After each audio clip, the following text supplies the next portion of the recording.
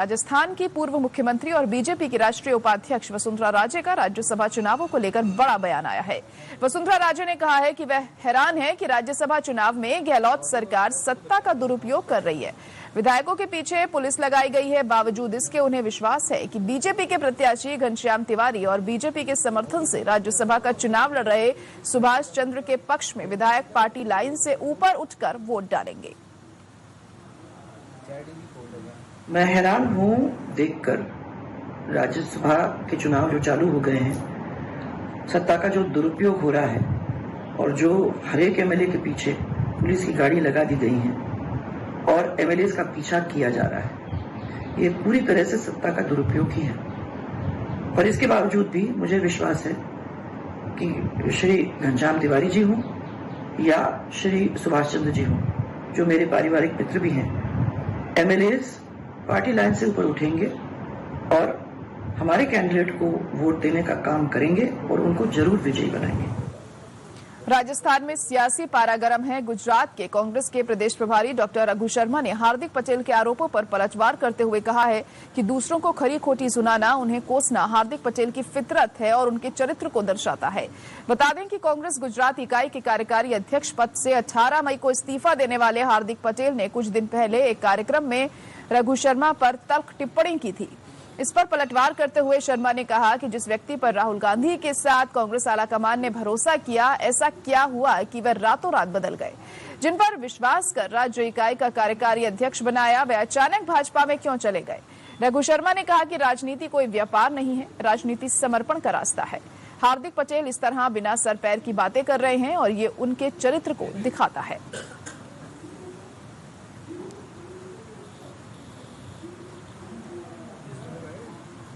राजस्थान प्रदेश Congress committee की तरफ से आयोजित 2 दिवसीय कार्यशाला का आयोजन किया गया। कार्यक्रम को सीएम अशोक गहलोत ने भी संबोधित किया। सबसे पहले सीएम 9 प्रदेश कांग्रेस के अध्यक्ष डोटासरा को बधाई उन्होंने दी। उन्होंने कहा कि उदयपुर के नवसंकल्प शिविर के बाद पहला प्रोग्राम हो रहा है। नवसंकल्प शिविर में जो फैसले हुए थे, उनको लागू करने के लिए पूरे देश के अंदर तमाम प्रदेश कांग्रेस कमेटियां प्रोग्राम कर रही हैं और यहाँ प्रोग्राम हो रहा है वो पूरे समर्पण के साथ हो रहा है।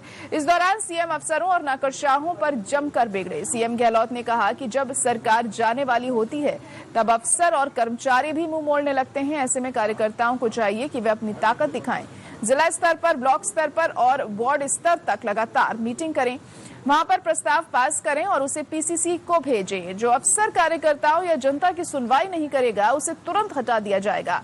गहलोत ने कहा कि कई अफसर जनता की घुड़सवारी करने लगते हैं, जबकि सवारी हमें करनी चाहिए। सीएम गहलोत ने कहा कि चिंतन शिविर के दौरान राहुल गांधी ने ठीक कहा था कि पब्लिक से हमारा संपर्क टूट गया है। जब तक पब्लिक से डायलॉग नहीं होगा, तब तक हम उनसे जुड़ नहीं पाएंगे।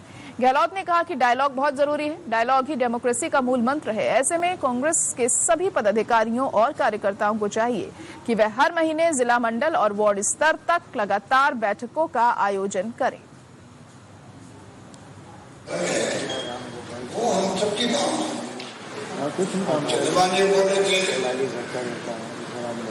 पार्टी कमजोर है, मतलब क्या है, राहुल गांधी का कोई बात नहीं और हम सबको स्वीकार करना चाहिए।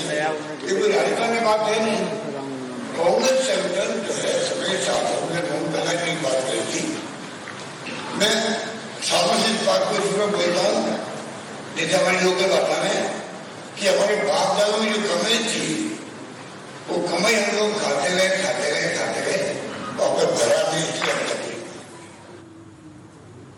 वहीं तिजारा विधायक संदीप यादव के निवास पर बीएसपी के 4 विधायकों का आना चर्चा का विषय बना रहा। राजनीतिक गलियारों में ये चर्चा बनी रही कि आगामी 10 जून को होने वाले राज्यसभा चुनाव में रायशुमारी करने के लिए ही विधायक एकत्रित हुए हैं, क्योंकि आगामी राज्यसभा चुनाव को देखते हुए कांग्रेस की बाड़ेबंदी में 5 में से कई विधायक शामिल नहीं हुए।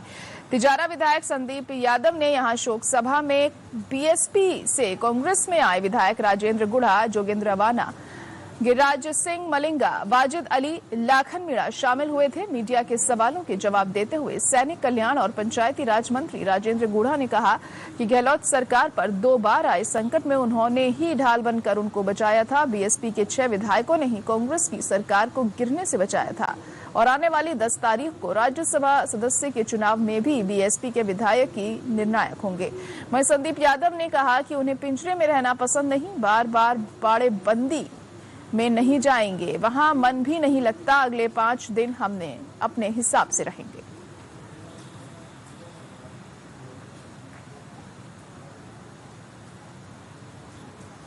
उदयपुर में भाजपा प्रदेशाध्यक्ष डॉक्टर सतीश पुनिया और नेता प्रतिपक्ष गुलाब चंद कटारिया ने वीर शिरोमणि महाराणा प्रताप की जयंती पर उनके राजतिलक स्थल गोगुंदा में जनता को संबोधित किया। इस दौरान कार्यक्रम में प्रदेश महामंत्री सुशील कटारा, विधायक प्रताप गमेती, बाबूलाल खराड़ी, फूल सिंह मीणा, जिला प्रमुख ममता सिंह, महिला मोर्चा प्रदेश अध्यक्ष अलका मुंडला, प्रमोद सामर, उप जिला प्रमुख पुष्कर तेली, जिलाध्यक्ष चंद्रगुप्त सिंह चौहान, भंवर सिंह पवार, प्रधान सुंदर देवी, मंडल अध्यक्ष चंद्रेश सहित उदयपुर जिले के प्रमुख गणमान्य लोग मौजूद रहे। इसके बाद डॉक्टर पुनिया ने उदयपुर में प्रताप गौरव केंद्र पर आयोजित महाराणा प्रताप की जयंती समारोह को संबोधित किया।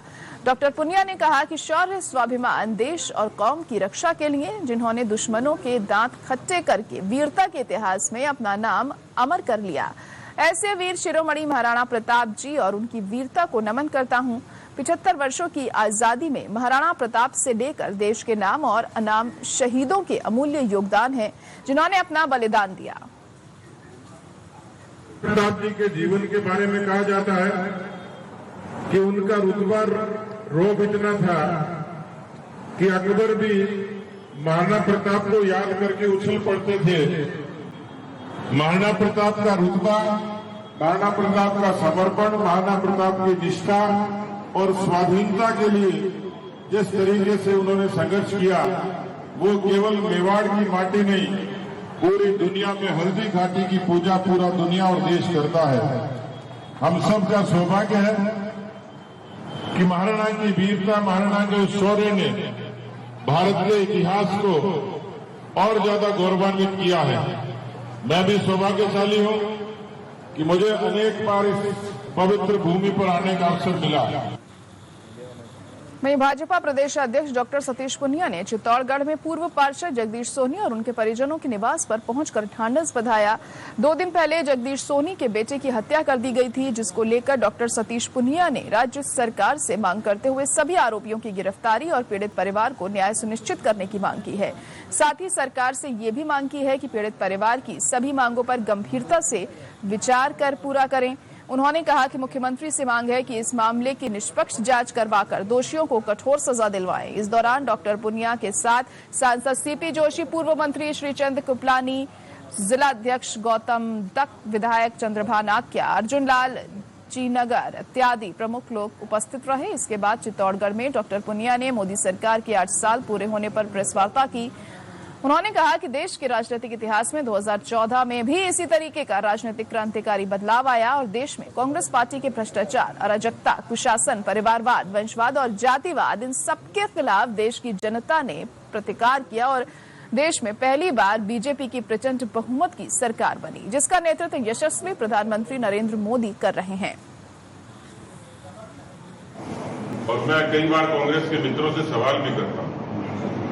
जब वो मोदी जी के सरकार पर सवाल खड़े करते, मुझे कल जयपुर के पत्रकार मित्रों ने कहा कि राहुल गांधी जी ने सवाल पूछे। राहुल गांधी जी को तो सवाल पूछने का हक ही नहीं है। इसलिए नहीं है, इस देश के आज 107 करोड़ लोगों के बैंक के खाते हैं। 45 करोड़ लोग ऐसे थे जिनका मोदी जी की सरकार के आने के बाद, ये वो लोग थे जो गांव के लोग थे, गरीब लोग थे, जो नरेगा की मजदूरी करते थे, जो कोई विधवा थी, कोई दिव्यांग था, कोई मजदूर था, कोई किसान था। 45 करोड़ जनधन के खातों ने आम आदमी का जीवन बदला, भ्रष्टाचार पर नकेल। वहीं राजस्थान पुलिस ने अपराध में शामिल और खुली चुनौती दे रहे संगठित अपराध में सक्रिय बदमाशों पर शिकंजा कसना शुरू कर दिया है। इसी सिलसिले में राजस्थान पुलिस ने एक ही दिन में सैकड़ों बदमाशों को पकड़ा है। जयपुर पुलिस कमिश्नरेट ने ऑपरेशन गैंगस्टर क्लीन बोल्ट के तहत शहर भर में शातिर बदमाशों के ठिकानों पर दबिश दी। पुलिस की छापेमारी कार्रवाई के बाद शहर के बदमाशों में हड़कंप मच गया है। हालांकि कार्रवाई के दौरान पुलिस केवल 8 विभिन्न प्रकरणों में बदमाशों की गिरफ्तारी कर पाई है। राजधानी में लगातार बढ़ते अपराध पुलिस के लिए चुनौती बन रहे हैं।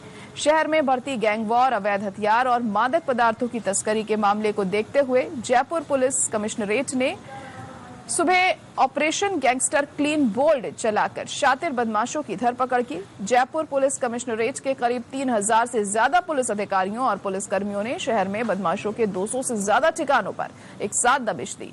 सुबह करीब 5 बजे कई कॉलोनियों में पुलिस जाब्ते को देखकर लोग तरह तरह के कयास लगाने लगे हैं। अभियान के तहत पुलिस ने 107 बदमाशों को दस्तयाब किया। कार्रवाई के दौरान संपत्ति संबंधी दस्तावेज और कई संदिग्ध वस्तुएं भी बरामद की गई हैं। पुलिस ने इस कार्रवाई के दौरान शहर के विभिन्न थानों में अवैध हथियार, एक्साइज एक्ट और जुए सट्टे के तहत 8 बदमाशों की गिरफ्तारी की। जयपुर शहर में आपराधिक गैंग्स पे शिकंजा कसने के लिए एक ऑपरेशन आज सवेरे चलाया गया, जिसके तहत 215 अलग अलग स्थानों पे पुलिस ने सवेरे 5 बजे से रेड करना शुरू किया। अपराधियों के उन ठिकानों पे जो संभावित ठिकाने उनके शरण लेने के हो सकते हैं, अपराधियों के जो घर हैं, उन पे पुलिस ने सघन तलाशी ली है।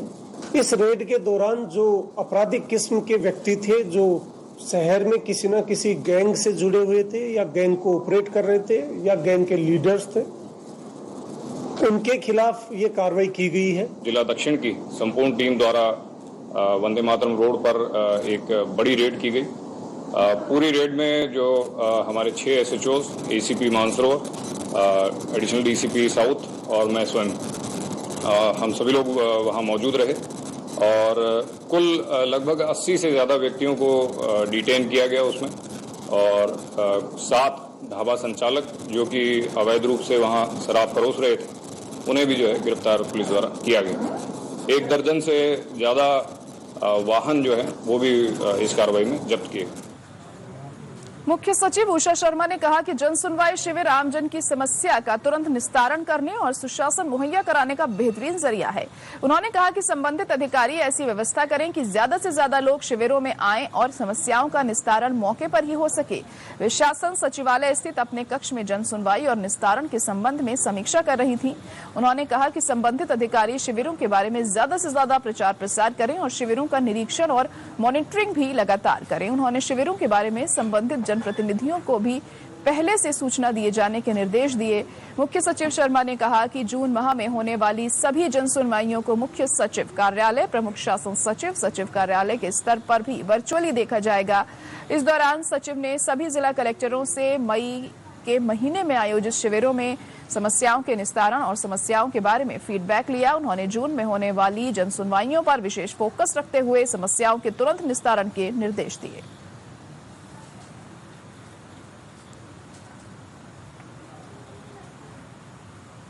और एक ब्रेक के लिए रुकेंगे, यहां पर जल्द लौटते हैं।